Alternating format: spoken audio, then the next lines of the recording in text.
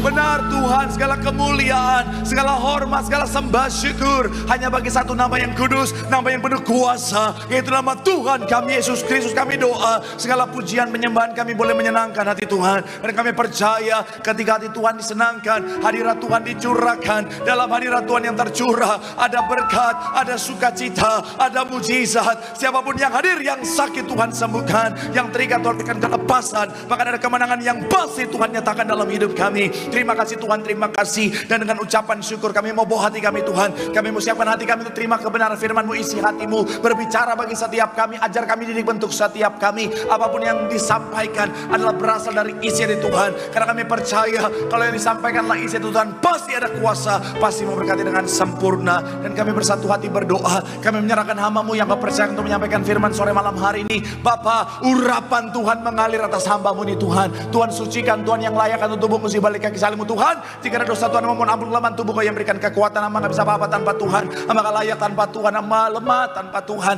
Tapi oleh karena kasih Tuhan, ada Tuhan, ada pengurapan Tuhan yang luar biasa. Tuhan menyucikan, melainkan memampukan, bahkan mengubahkan yang biasa jadi luar biasa untuk jadi berkat. Semua yang hadir pasti diberkati sempurna.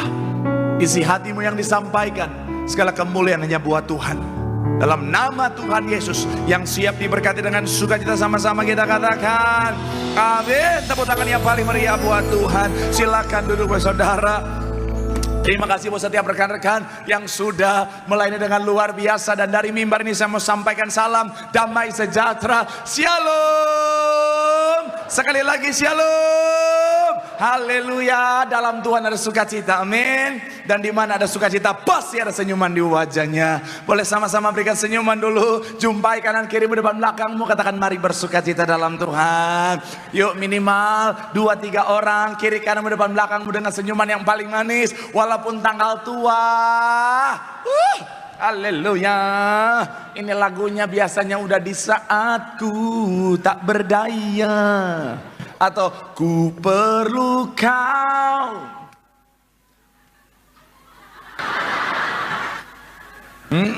Tapi sekali lagi saya mau bilang saudara, apapun keadaannya tetap bersukacita, amin. Kenapa? Karena kita anak Tuhan. Sama-sama bilang sama saya anak Tuhan, amin. Dan saya mau bilang saudara, kenapa anak Tuhan tetap bisa bersukacita dalam segala keadaan? Karena dasar sukacita kita bukan keadaan, tetapi Tuhan yang setia. Artinya apa? Dalam segala keadaan kita tetap bersukacita karena Tuhan selalu ada dalam setiap langkah hidup kita. Tepuk tangan dulu yang paling meriah buat Tuhan. Bilang sama kanan kirimu, Tuhan setia. Bilang sama yang ngomong, mana sukacitanya? Bilang sama yang ngomong, ubur-ibur ikan lele, senyum dulu le. Tepuk tangan dulu yang paling meriah buat Tuhan. Haleluya. Yuk langsung saya saudara yang boleh kitab, kita mau angkat Alkitab kita. Alkitab juga boleh, Alkitab juga boleh. Yang gak boleh kitab, angkat tangan juga boleh. Sama-sama dengan iman percaya kita, sama-sama kita katakan dalam nama Tuhan Yesus, aku percaya Alkitab ini adalah firman Tuhan. Setiap kata kalimatnya sanggup memberkati aku. Dan hari ini aku pasti diubahkan, aku pasti dipulihkan dalam nama Tuhan Yesus. Sama-sama kita katakan. Yuk kita buka Alkitab kita saudara, yaitu di dalam Yesaya 30 ayatnya yang ke-15 dari ayat pembuka dan pengantar pembahasan kita. Yesaya pasalnya yang ke-30 ayatnya yang ke-15. Yang sudah di sana boleh bilang aku diberkati Tuhan. Sama-sama kita baca 3 ya. Sebab Allah Israel dengan bertobat dan tinggal diam, kamu akan apa? Dalam tinggal tenang dan percaya terletak. Tetapi apa? Kamu, sekali lagi saudara 3 ya. Sebab beginilah firman Tuhan Allah yang Maha Kudus, Allah Israel, dengan bertobat dan tinggal diam, kamu akan apa? Diselamatkan. Dalam tinggal tenang dan percaya terletak apa? Kekuatanmu. Tetapi kamu apa? Enggan. Kemarin saudara dalam sebuah podcast yang saya bawakan saudara, ada satu narasumber saya saudara, dia dulu orang yang hidup dalam dosa, kemudian akhirnya saudara dia bertobat, dan akhirnya dia menjadi seorang hamba Tuhan, dia menjadi seorang pelayan Tuhan saudara, dia menjadi misionaris yang luar biasa saudara. Singkat cerita, dia cerita sama saya dalam proses perjalanan pelayanannya saudara, ada yang pernah datang sama dia dan bilang begini, gue mau jadi Kristen. Kenapa gue jadi Kristen? Karena yang gue dengar dalam kekristenan itu ada kasih karunia, dan katanya kalau dalam kasih karunia enak jadi Kristen adalah apa? Bisa hidup seenaknya, bisa bikin dosa seenaknya, bisa bikin apapun yang kita mau dan tetap masuk surga katanya saudara. Saya mau bilang saudara, ini satu hal yang sangat mengerikan saudara. Dan saya mau bilang ada banyak orang Kristen punya pemahaman yang salah tentang kasih karunia. Saya mau bilang saudara, Tuhan memang mengasihi kita, katakan amin. Saya mau bilang saudara, kasih Tuhan melebihi dari segala pelanggaran kita, katakan amin. Bahkan saya mau bilang saudara, Tuhan mengasihi kita saat kita masih berdosa saudara. Tapi saya mau bilang saudara, bukan berarti Tuhan membiarkan kita dalam dosa. Bukan berarti Tuhan akhirnya bilang apa, it's okay, tetaplah lakukan dosa. Saya mau bilang saudara, Tuhan tetap menuntut pertobatan. Sama-sama bilang sama saya, menuntut pertobatan. Mungkin saudara bilang sama saya, Pak Pendeta, akhir bulan khotbahnya keras banget. Saya percaya jemaat yang ada di tempat ini, jemaat Betos adalah jemaat-jemaat yang dewasa secara rohani. Amin. Dan memang tadi pagi saudara, ketika saya lihat, saya dengar suara gembala sesuai. Gembala sidang kita terkasih, Pendeta Darni Pariaji juga bicara tentang apa? Pertobatan saudara. Dan memang sekali lagi saudara, artinya Tuhan mau kita bertobat. Tuhan mau menegur kita. Kabar baiknya kalau Tuhan mau tegur, ada berkat yang Tuhan siapkan. Tepuk tangan dulu yang paling meriah buat Tuhan. Saya mau bilang sekali lagi saudara, ketika bicara tentang Tuhan memang mengasihi setiap kita, justru karena kasihnya dia menuntut yang namanya pertobatan. Saudara ingat perempuan yang kedapatan berzina, ketika dibawa di kaki Tuhan Yesus, Tuhan tidak menghukum dia. Tuhan menerima dia apa adanya, bahkan Tuhan menolong dia supaya tidak dihukum orang-orang pada saat itu. Tapi saya mau bilang saudara, apakah Tuhan membiarkan dia? No. Tuhan bilang apa? Pergilah dan jangan berbuat dosa lagi mulai dari sekarang. Tuhan menuntut pertobatan. Sama-sama bilang sama saya, pertobatan itu harus. Sama-sama bilang sama saya, pertobatan itu wajib. Kenapa? Karena sekalipun saudara dan saya orang Kristen, bahkan Kristen, tapi kalau nggak bertobat, pada hari terakhir Tuhan akan berkata, enyahlah kamu sekalian para pembuat kejahatan. Keras banget ya. Pak Pendeta bicara berkat dong. Token rumah lagi bunyi nih, ting dung ding dung ding. Saya mau bilang sekali lagi saudara, Tuhan menuntut pertobatan. Supaya apa? Ketika kita hidup dalam pertobatan, ayat yang kita baca bagian awal tadi dikatakan apa saudara? Maka bertobatlah, boleh munculkan ayat awal. Dengan bertobat dan tinggal diam, kamu akan apa? Sama-sama bilang sama saya, diselamatkan. Nah, mungkin saudara bilang sama saya, Pak Pendeta, saya tahu Pak Pendeta betapa pentingnya pertobatan. Saya mau hidup dalam pertobatan. Tapi masalahnya Pak Pendeta, saya nggak tahu bagaimana caranya. Apa yang harus aku lakukan? Saya mau bilang saudara, hari ini kita akan bahas satu judul khotbah saudara. Buat saudara yang mungkin bingung apa yang harus saudara lakukan. Atau mungkin saudara bilang sama saya, Pak Pendeta, saya tahu apa yang harus saya lakukan, tapi saya gagal terus Pak Pendeta. Saya sudah bertobat tapi jatuh lagi. Saya mau bilang saudara, firman Tuhan hari akan menjadi jawaban buat saudara dengan judul khotbah. Tema besarnya adalah bicara tentang pertobatan. Sama-sama bilang sama saya, pertobatan. Lebih spesifik bicara tentang langkah menuju kehidupan yang berkenan di hadapan Tuhan, alias bicara tentang sukses dalam pertobatan. Doa saya melalui firman Tuhan hari kita akan belajar dari Daud. Saudara dan saya akan hidup berkenan di hadapan Tuhan, sehingga hidupmu diberkati Tuhan. Kapanpun waktu Tuhan kita akan pesta di sorga. Yang setuju boleh berikan tepuk tangan yang paling meriah dulu buat Tuhan. Haleluya, haleluya. So, apa langkah menuju kepada kehidupan yang berkenan di hadapan Tuhan? Yang pertama saya mencatat di sini saudara, belajar dari kisah Daud adalah menyadari dosa. Sama-sama bilang sama saya, menyadari dosa. Sama-sama bilang sama saya, sadar. Coba kita baca 2 Samuel 12 ayat 13. 2 Samuel pasal yang ke-12, yang di bold boleh selanjutnya ayatnya yang ke-13. Sama-sama kita baca saudara. 2 Samuel pasal yang ke-12 ayat 13. Sama-sama 3 ya. Lalu aku sudah, dan Nathan berkata kepada Daud, Tuhan telah apa? Engkau tidak akan apa? Yang menarik, Daud sudah jatuh dalam dosa, tetapi Daud karena responnya benar dan akhirnya dia berhasil dalam pertobatannya, dia akhirnya terbebaskan dari konsekuensi dari dosa. Bicara tentang maut saudara, saya mau bilang saudara, kita akan belajar dari Daud bagaimana untuk apa saudara menuju kehidupan yang berkenan di hadapan Tuhan. Yang pertama adalah sadar akan dosa. Sama-sama sekali lagi bilang sama saya, sadar. Awalnya Daud nggak sadar dia bikin dosa saudara. Iya, Daud awalnya seperti nggak sadar bahwa dia sudah bikin dosa saudara. Makanya akhirnya apa? Karena dia nggak sadar dia sudah bikin dosa, akhirnya Nathan datang. Tuhan kasih hikmat untuk apa? Untuk menegur Daud. Diawali dengan apa saudara? Dengan sebuah kisah. Ada orang kaya punya banyak. Ada orang miskin cuma punya satu-satunya. Tapi ketika orang kaya mau bikin acara, dia ambil satu-satunya milik dari orang miskin ini saudara. Dan sebenarnya ini sementara mengarah kepada Daud yang sudah ambil istri dari Uria satu-satunya, yaitu Betseba, saudara. Tetapi pada saat itu Daud nggak sadar. Makanya Daud bilang apa? Oh, orang itu berdosa, orang itu harus dihukum, saudara. Padahal itu dia, saudara. Memang kecenderungan manusia, kalau orang lain salah kelihatan jelas. Tapi kalau diri sendiri salah, nggak sadar. Bahasa Ibraninya pura-pura mati. Iya kan? Makanya Tuhan pernah bilang dalam Matius 7 ayat 3 bilang begini, saudara. Matius 7 ayat 3, sama-sama kita baca. 3, iya. Mengapakah? Sedangkan balok di dalam matamu tidak engkau. Ada banyak orang, kalau orang lain salah dia kelihatan jelas. Oh, dari ujung kaki kepala, oh salah. Kalau dia salah, emang iya gue salah ya? Emang iya ya? Pernah lihat gak orang macam begitu? Pernah lihat gak? Kalau menyalahkan orang nomor satu, oh lu salah. Kalau dia, emang iya ya? Oh iya, emang iya ya? Emang ambil uang perusahaan emang salah ya? Soalnya gue lihat senior gue juga begitu. Emang ganggu rumah tangga orang lain itu salah ya? Soalnya gue sama teman-teman gue geng cili-cilian ini. Cili-cilian, tahu cili-cilian? Yes. Ya, versi import. Kita biasa aja, saya mau bilang saudara, sadari dosa kita, saudara. Makanya selalu evaluasi diri kita, saudara. Kenapa? Karena menyadari dosa adalah kunci. Kita lihat sama-sama, saudara. Quotes dari seorang yang bernama Santo Agustinus, saudara. Dia bilang begini. Menyadari dosa adalah awal dari pertobatan. Sama-sama bilang sama saya, sadar adalah awal dari pertobatan.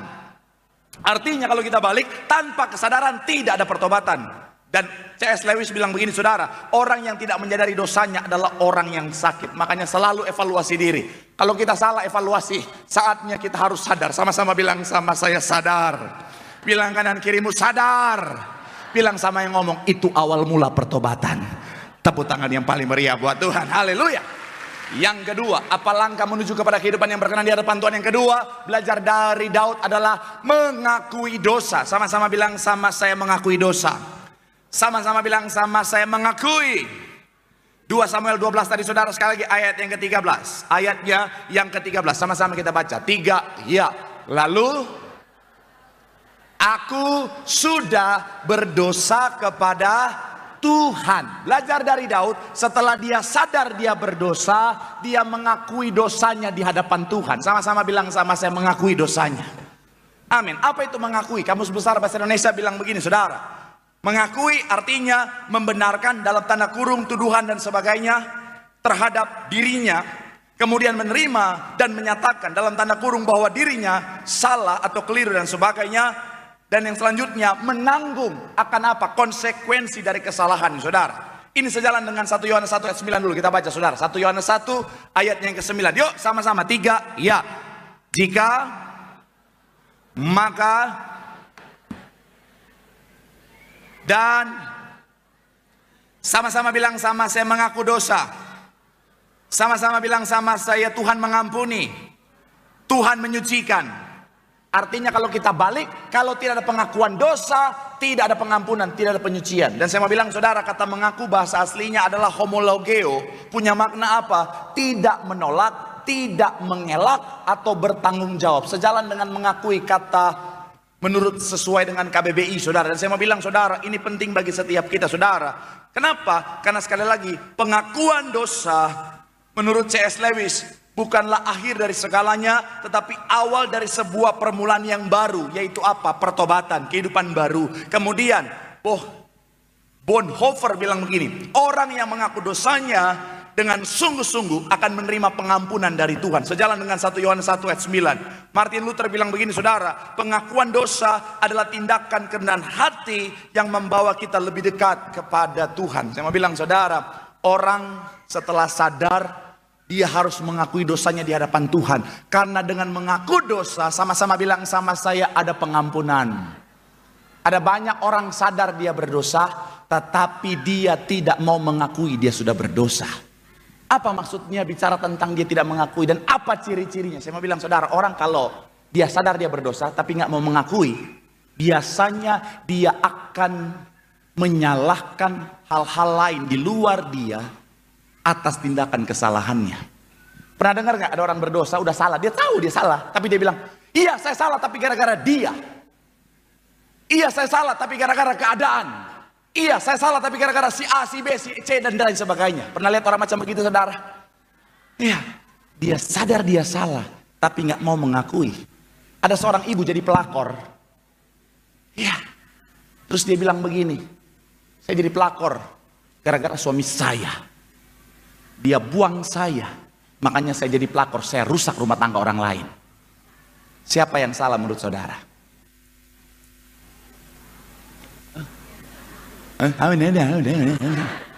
Siapa yang salah menurut saudara? Yes, betul. Tadi pagi ada yang nyalain suaminya. Saya mau bilang saudara, jangan jadi orang yang suka mencari kambing hitam. Kita yang bertanggung jawab atas dosa kita, amin. Kenapa? Karena saya mau bilang saudara, ketika kita melakukan dosa, itu pilihan kita saudara. Nggak tiba-tiba kita kesurupan, dosa. Nggak kan? Kita yang memilih, betul ya? Saya mau bilang saudara, saudara dan saya kalau kita jatuh dalam dosa, itu pilihan kita. Itu kan nggak ada yang amin. Betul tidak? Nggak ada yang tiba-tiba jatuh begitu saja saudara. Nggak ada yang tiba-tiba bikin dosa. Ada bicara tentang yang namanya pilihan. Tuhan saja ketika menciptakan kita ada decision maker. Tuhan anugerahkan kita free will saudara. Artinya apa? Kita yang mengambil keputusan ketika kita mau berdosa atau tidak saudara. Jadi jangan seperti Adam dan Hawa. Memang manusia suka begitu saudara. Gampang cari kambing hitam. Ketika dia sakit, ketika dia apa-apa, pokoknya semua nyalain. Oh Pak Pendeta. Paling banyak orang Kristen zaman sekarang nyalain siapa? Iblis. Dikit-dikit iblis, dikit-dikit iblis. Pak Pendeta iblis ini Pak Pendeta. Pak Pendeta ini iblis Pak Pendeta. Pak Pendeta iblis, ngomong lagi gue colok mata lo. Iya kan? Ada banyak orang Kristen sakit, nyalain iblis. Kolesterol tinggi, darah tinggi, asam urat. Iblis nih Pak Pendeta, serangan iblis. Iblis, kok gue? Lu yang rakus, kenapa gue? Iya kan? Padahal dia yang makan babi terus dari pagi sampai malam. Pagi babi, siang babi, malam babi. Bobok sama babi. Iya. Sampai babi lihat dia. Setelah sakit, tolong doakan Pak Pendeta. Ini iblis. Iblis bilang, gua aja iblis nggak makan babi. Betul tidak? Menurut saudara iblis makan babi atau tidak? Enggak, kenapa?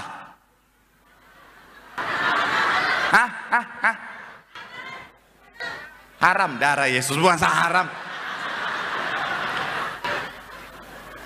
Apa menurut saudara, kenapa iblis nggak makan babi? Vegetarian, apaan itu jawaban? Yang Alkitabiah apa? Mahal. Beli di Tambun murah.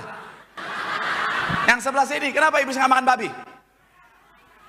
Kolesterol ya, Tuhan Yesus makin kesini makin nggak bener. Iblis nggak makan babi, dasar firman Tuhannya karena dulu leluhurnya dimasukkan ke babi, betul ya? Makanya iblis paling takut sama orang Ambon, Batak, Manado, Papua. Iya, karena mau babi, mau ular disikat semuanya, saudara. Iya kan, makanya kalau saudara lihat daerah yang paling jarang kesurupan itu Ambon, Batak, Manado, Papua. Iya kan? Pernah nggak saudara lihat orang kesurupan? Biasanya bahasa-bahasa apa? Jarang tuh bahasa Ambon, Batak, Manado, Papua, jarang tuh. Jarang tuh. Jarang tuh kalau orang kesurupan. Sahadi dia. Aing mau. Oh, kaya ngono. Oh. Jarang ya. Oh, pangan apa goda pastiles. Hatop marhojot. Iblis takut saudara. Leluhur kita aja dimakan sama mereka. Saya mau bilang sekali lagi saudara, iblis aja gak makan babi kok. Kenapa iblis yang disalahin, betul ya? Ada bapak-bapak selingkuh nyalahin iblis nih Pak Pendeta. Iblis yang membuat saya jatuh dalam perselingkuhan. Iblis bilang, enak aja. Lu yang gatal, gue yang salah.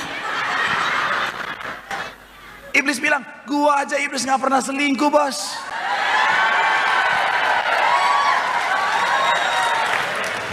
Kenapa iblis gak pernah selingkuh? Hah?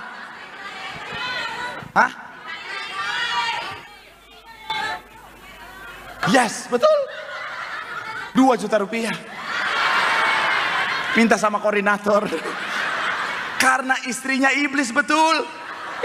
Istri manusia aja kalau marah galaknya minta ampun, apalagi kalau istri iblis, saudara. Saudara Yesus. Woi, saya mau bilang sekali lagi, saudara, makanya ada orang gampang-gampang nyalain iblis, saudara. Memang manusia dari zaman dulu begitu. Ketika Adam jatuh dalam dosa kan, Tuhan, wanita yang kau berikan kepadaku. Hai Adam, wanita. Hai Hawa, ular. Hai ular. Aing mau nggak? Saudara Yesus. Saya mau bilang sekali lagi, saudara, belajarlah untuk apa, saudara? Untuk bertanggung jawab atas dosa kita, amin. Bilang sama kanan kirimu, mengakui. Bilang sama yang ngomong, lu juga jangan ngomong doang. Tepuk tangan dulu yang paling meriah buat Tuhan, haleluya. Yang ketiga saudara, apa langkah menuju kepada kehidupan yang berteran di hadapan Tuhan, sukses dalam pertobatan? Yang ketiga adalah berbalik atau berpaling dari dosa. Sama-sama bilang sama saya, berbalik. Sama-sama bilang sama saya, berpaling dari dosa. Ayat yang ke-16, sama-sama kita baca ayatnya yang ke-16. Yang sudah di sana boleh bilang, aku diberkati. 3 iya. 3 iya. Lalu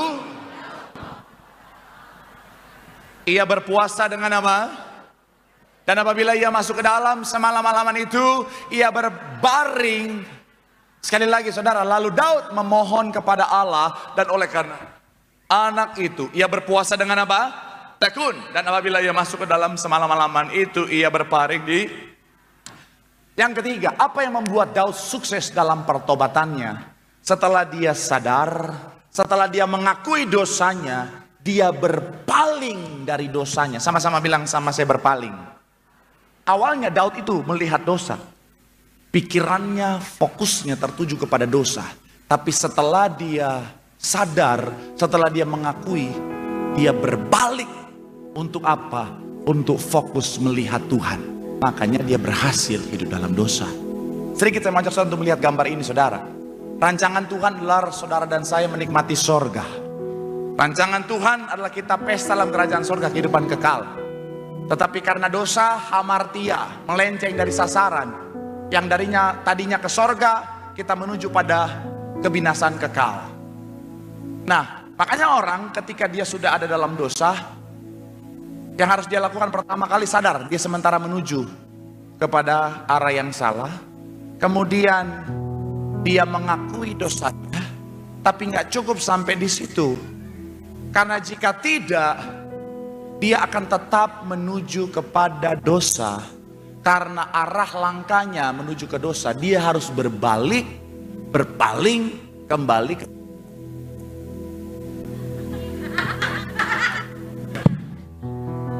iblis.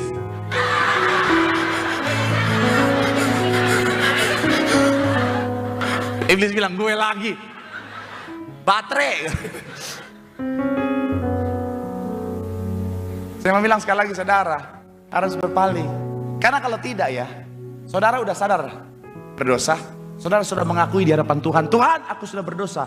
Tapi kalau saudara nggak berbalik, ujung-ujungnya jatuh lagi. Pernah lihat nggak orang Kristen, udah sadar dia berdosa, udah mengaku dosa di hadapan Tuhan, tapi jatuh lagi. Banyak ya. Gak usah nunjuk yang lain, saya Pak Pendeta gitu. Makanya gak heran ada jemaat yang datang, Pak Pendeta tolong doakan, saya jatuh dosa. Ayo kita berdoa ya, dalam nama Yesus saya bisa bangkit dari dosa. Minggu depan datang lagi, Pak Pendeta saya jatuh dosa lagi. Ayo kita doa lagi yuk, dalam nama Yesus dikuatkan dalam nama Yesus. Minggu depan, Pak Pendeta ya biasa.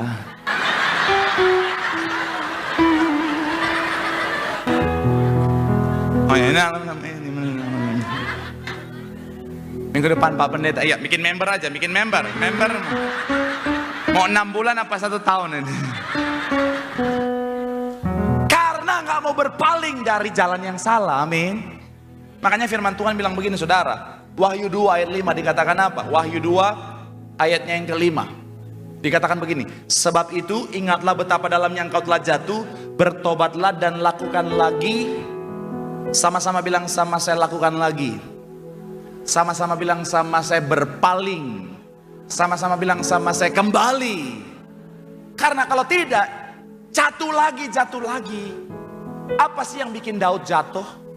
Sederhananya, karena awalnya dia tidak berpaling dari dosa. Dia udah lihat Batseba. Pertanyaan saya, ketika Daud lihat Batseba, dosa belum? Udah dosa atau tidak? Udah, yang udah boleh angkat tangan. Yang tidak boleh angkat tangan. Yang memang nggak niat jawab, angkat tangan.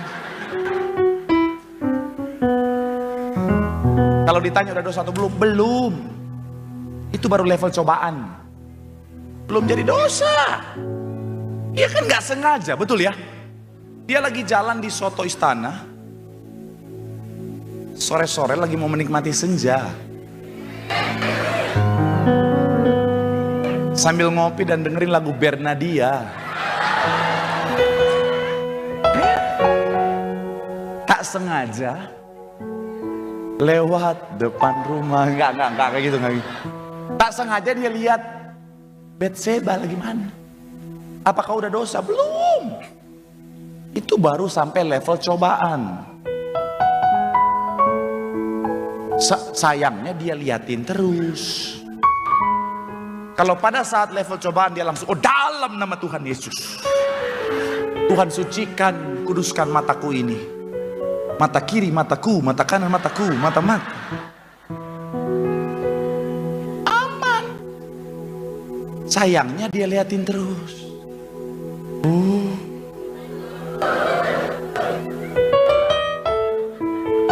Awalnya nggak dosa karena nggak sengaja, kecuali dia udah lihat, oh jam 4, oh Batseba punya waktu ini, oh itu dosa. Kalau nggak sengaja nggak dosa, tapi karena dia biarin, dia liatin terus.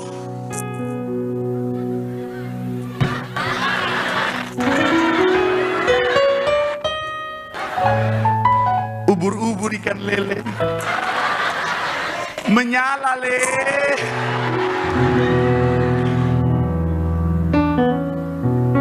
Tapi ya, kalaupun di level ini dia langsung sadar dan berbalik, oh tidak, ini dosa, balik, aman nggak dia? Aman. Sayangnya dia lanjut. Akhirnya dia suruh pengawal, panggil itu, panggil si hasianku.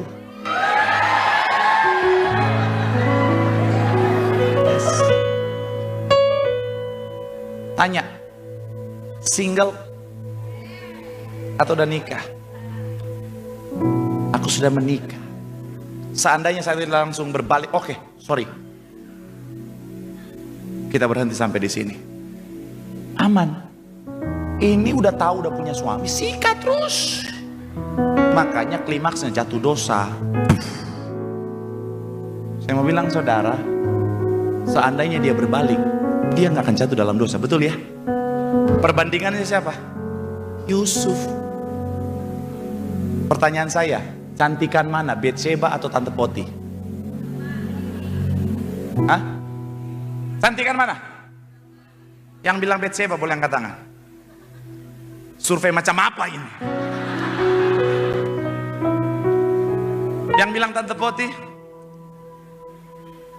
Kalau saudara tanya sama saya, memang kita nggak ada yang pernah lihat, tapi secara hikmat saya, secara logika saya, cantiknya sama. Iya kan? Batseba cantik alami, Tante Poti cantik maintenance. Iya dong, istri pejabat. Biaya maintenance pasti mahal. Kalau ada biaya maintenance, istri pasti cantik. Shalom bapak-bapak. Ibu-ibu jangan ikutan. Shalom para pria. Sebuluk-buluknya pasanganmu,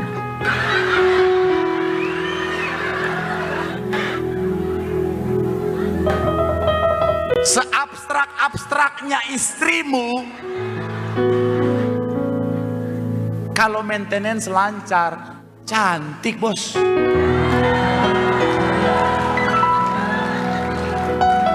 Iya, udah banyak buktinya. Saya pernah lihat ada oma-oma gara-gara maintenance lancar, kencang loh.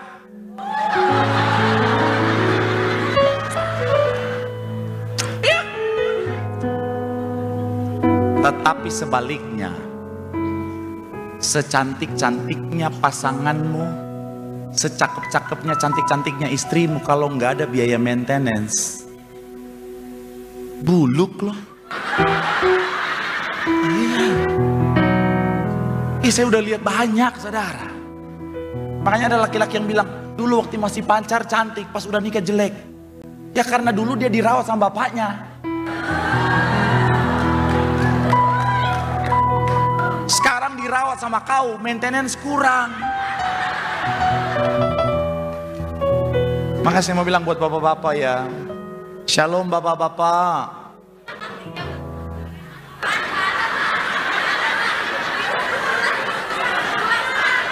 Hah? Shalom bapak-bapak.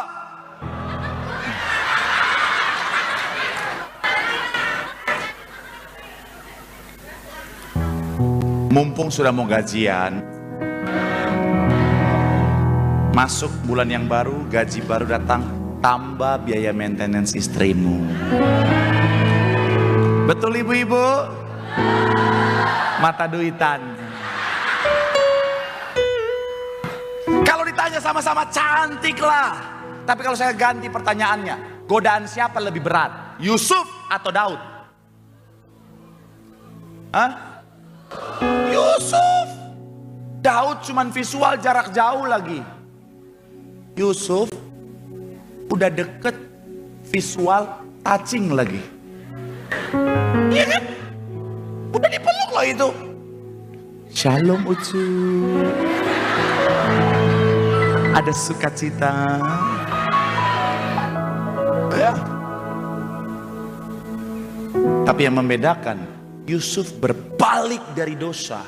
Dia nggak mau menuju terus pada dosa. Makanya dia lepaskan tante Poti, dia lari keluar.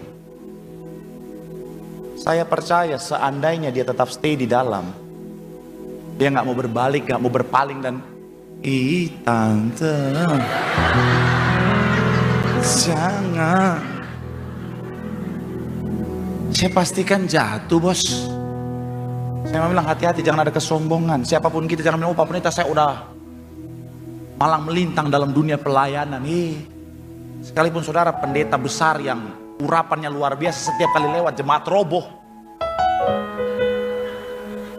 Entah karena urapan atau karena lapar saudara. Tapi kalau saudara bawa dirimu dalam dosa, tetap mengarahkan dirimu pada dosa, nggak mau berbalik, bisa jatuh. Karena saya mau bilang saudara, Tuhan mau kita berbalik. Kalau hari saudara sadar saudara dan saya sudah sementara menuju pada dosa, ayo cepat berbalik. Gak bisa Pak Pendeta, saya juga gak tahu. No. Dosa itu ada prosesnya. Gak mungkin tiba-tiba jadi dosa, betul ya? Seinstan-instannya mie instan, ada prosesnya, betul? Iya kan? Apalagi dosa, ada prosesnya. Gak tiba-tiba langsung sadar, aku dalam dosa, enggak. Mohon maaf, bapak-bapak yang jatuh dalam pezinahan, itu ada prosesnya. Tatap-tatapan dulu. Kita yang menentukan mau tatap terus atau enggak. Kemudian ngobrol dulu, halo om. Iya kan? Kita yang menentukan mau lanjut atau tidak. Baru seterusnya, baru dosa. Nggak mungkin tiba-tiba langsung berdosa, betul? Shalom ibu-ibu. Mohon maaf ya, udah dewasa semua ya. Kalau saudara nggak bawa anak saudara ke sekolah minggu, itu salah saudara ya. Tanggung jawab pribadi. Udah ada sekolah minggu di belakang, kenapa taruh di situ? Kalau dosa itu nggak langsung tiba-tiba diranjang bos, ada prosesnya. Mulai dari likes foto di Facebook, mulai hai, akhirnya mulai terus. Makanya hati-hati, jangan bilang nggak apa-apa kok Pak Pendeta, cuman ngobrol, cuman likes, saya cuman cerita tentang betapa pelitnya suami saya. Terus ketemu yang ada Roro biawak with alligator itu, saudara.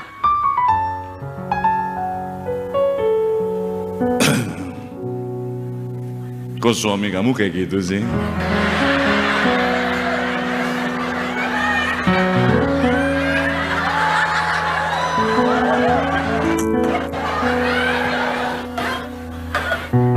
Kalau aku jadi suami kamu, aku nggak mungkin gitu. So sweet. Seandainya kita ketemu lebih dulu. Fisik bisa diubah, materi bisa dicari. Yang tulus nggak datang 2 kali.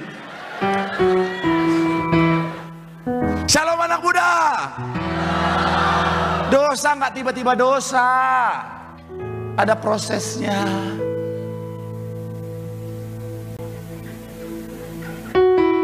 Sini dek, pegang tangan abang. Abang tuh memang punya naluri menjaga, melindungi kamu. Kalau adik sayang abang, kiss. Saya mau bilang buat anak-anak muda, kalau dia minta kiss bye aja.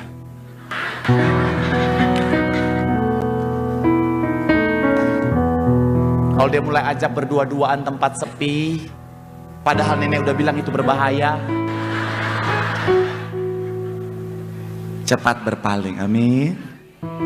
Sekali lagi saya bilang, saudara, yuk, kalau hari saudara sementara menuju pada dosa, yuk cepat berpaling. Ingat minggu lalu sempat saya bahas satu quotes bilang begini, saudara, what you stay focused on will grow. Ketika kita fokus pada dosa kita akan bertumbuh jadi besar, dan akhirnya ibarat magnet yang makin besar, yang makin daya tariknya lebih kencang, akan membuat kita menempel dan akhirnya binasa. Makanya hari ini arahkan pandanganmu kepada Tuhan, pandang Tuhan, supaya fokusmu yang tertuju kepada Tuhan akan membuat Tuhan makin besar dalam hidupmu, akan menarikmu pada kebenaran, pada berkat dan keselamatan yang Tuhan sediakan. Tepuk tangan sekali lagi yang paling meriah buat Tuhan. Bilang sama kanan kirimu, berpaling dari dosa, hidup dalam kebenaran. Di situ ada keselamatan, di situ ada berkat. Yang setuju boleh berikan tepuk tangan sekali lagi yang paling meriah buat Tuhan. Yang diberkati boleh lambaikan tanganmu. Tepuk tangan sorak-sorai yang paling meriah buat Tuhan. Firman Tuhan mengingatkan setiap kita bahwa kasih Tuhan luar biasa, tetapi pertobatan adalah sebuah keharusan. Mari hidup dalam pertobatan, mari berjuang hidup dalam pertobatan. Gembala sidang kita selalu ingatkan kita, mari berjuang pertobatan setiap hari dengan cara menyadari dosa. Yang kedua, mengakui dosa kita di hadapan Tuhan. Dan yang ketiga, berbalik atau berpaling dari jalan-jalan kita yang salah.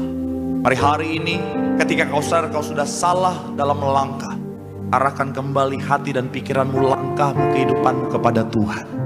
Di situ ada pertobatan, di situ ada berkat, di situ ada keselamatan yang sudah Tuhan sediakan. Pada malam hari ini kita akan masuk dalam sakramen perjamuan kudus. Kita akan menyatu dengan tubuh dan darah Kristus.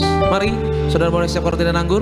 Sama-sama kita akan pujian tubuhmu dan darahmu Tuhan Yesus. Haleluya. Tubuhmu dan darahmu tercurah bagi kami, menyucikan. Mari sama-sama jemaat Borges, kita bagi beri bersama-sama di hadapan Tuhan. Kita sambut tubuh dan darah Kristus malam hari ini. Kami tubuhmu Yesus, menyembuhkanku dalam Tuhan, menyucikanku baru karena kasih-Mu. Haleluya.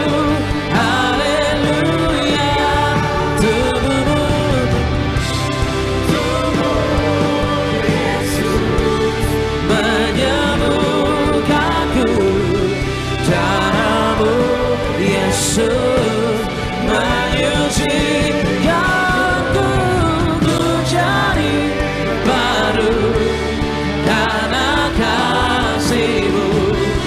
Haleluya.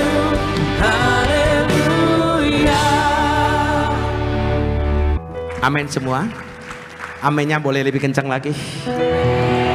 Mau dijawab doamu malam ini?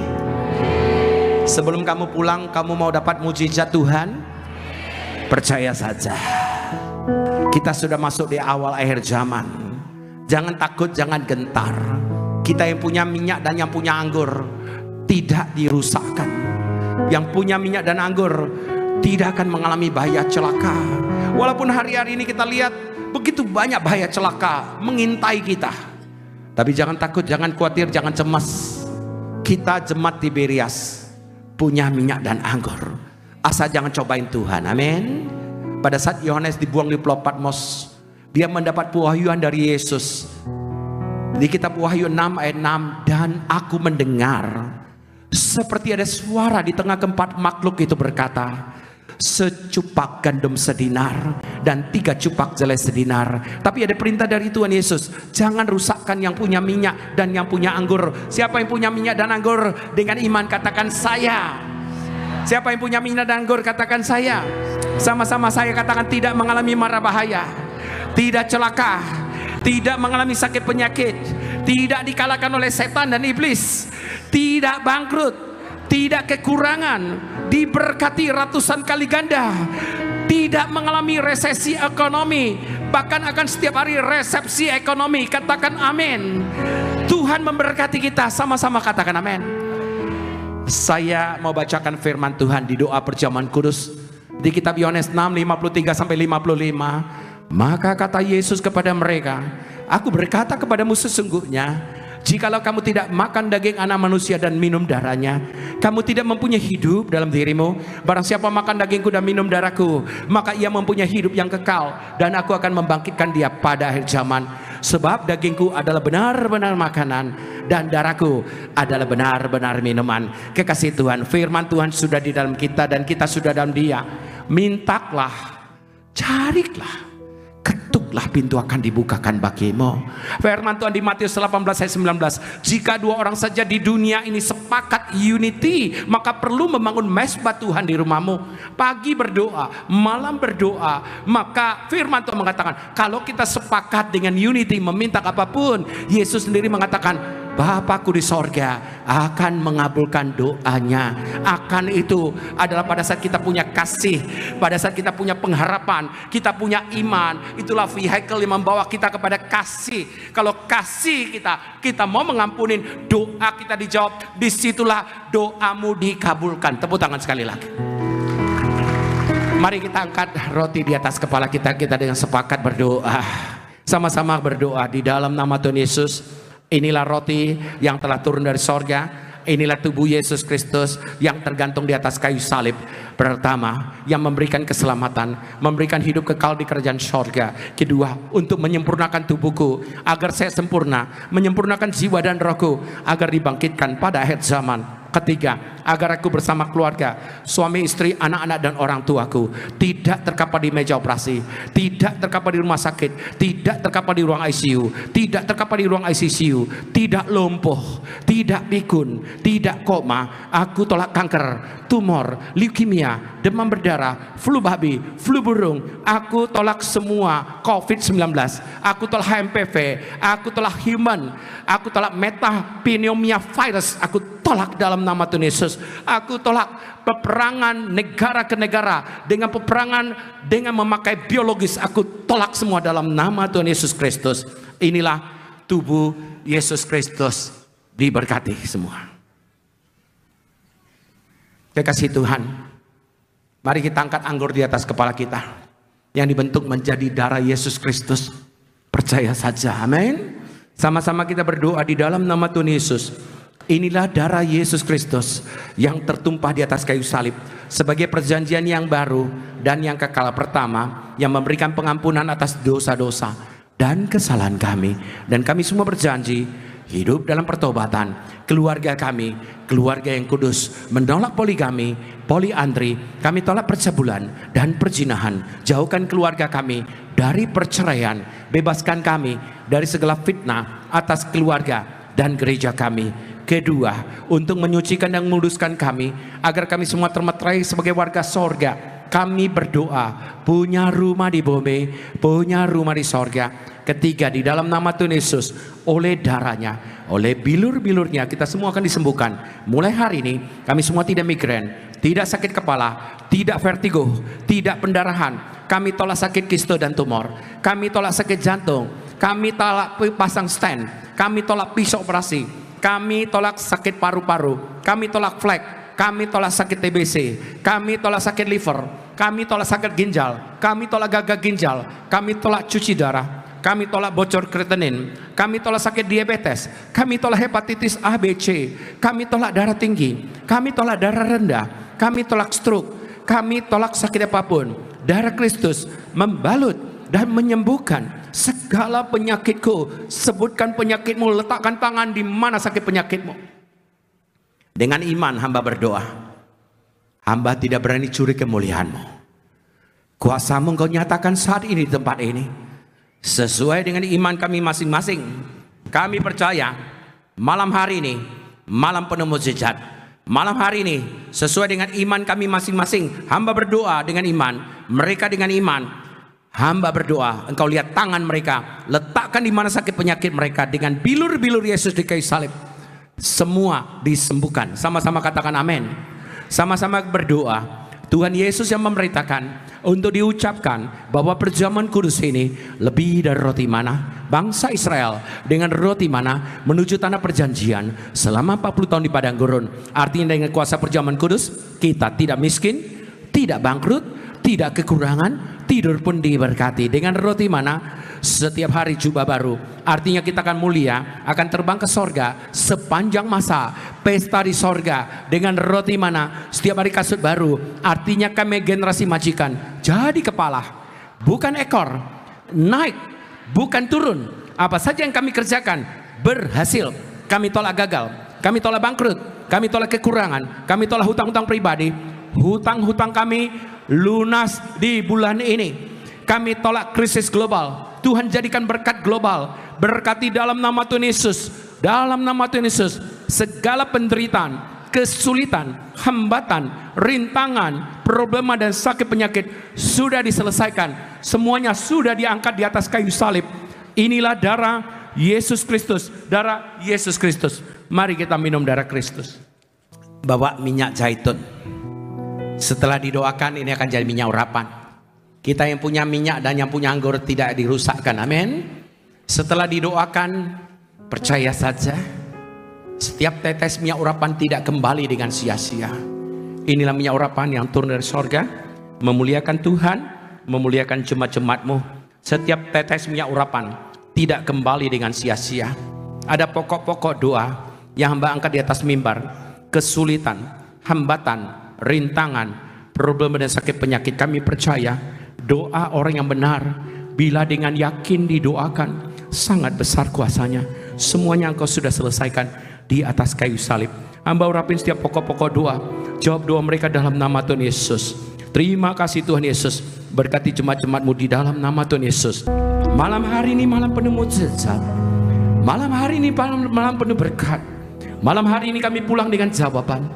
Berkati gereja Tibris Indonesia. Berkati gembala sidang kami Ibu Pendeta Darniati Pariaci. Berkati anak-anak menantu cucunya.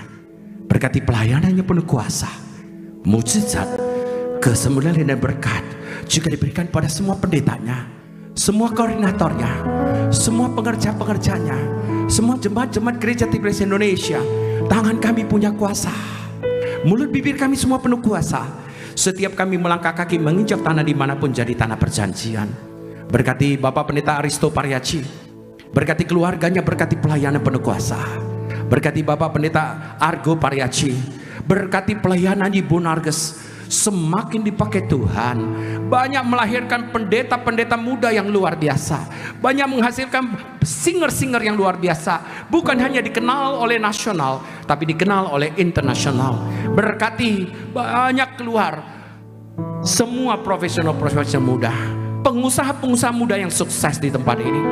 Secara khusus kami berdoa untuk Bapak Pendeta David. Berkati koordinator di tempat ini yang penuh kasih, yang memberi, Tuhan balaskan 100 kali ganda. Berkati keluarga, istri, anak-anaknya. Berkati usaha pekerjaannya. Berkati pelayanannya penuh kuasa.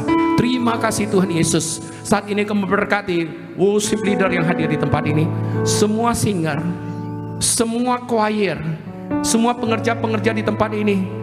Tuhan berkati pemegang sound system, pemain musik, sahabat kolektan, asyir, pendoa syafaat, pemegang media, siapa yang melayani di tempat ini, Engkau berkati.